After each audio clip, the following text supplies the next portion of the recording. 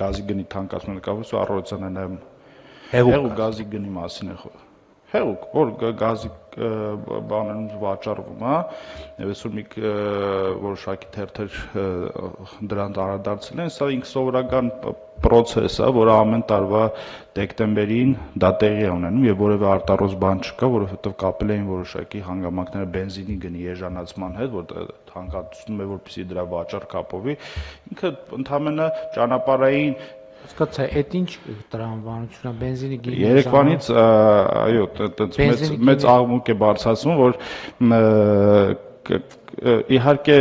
ու այսօր դրա տարածումը շատ եղավ, մենք հստակ պարզաբանում ենք տվել, այսօր այդ առիթ օգտագործում, որ ամեն տարի Լարսը, երբ որ ճանապարհային հանգույցի խնդիր է ունենում, տրանսպորտային հանգույցները թանկանում են եւ ամեն տարի ինչ-որ նոր պատճառաբանություն է լինում, սովորական process-ը ապրիլ-մայիս ամիսին էժանա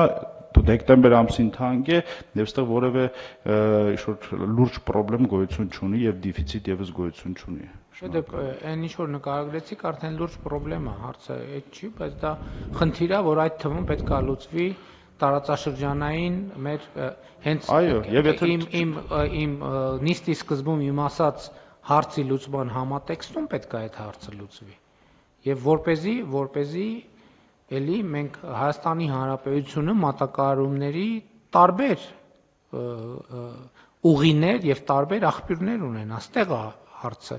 այսինքն պետք չի այդտեղ շատ բան փնտրել։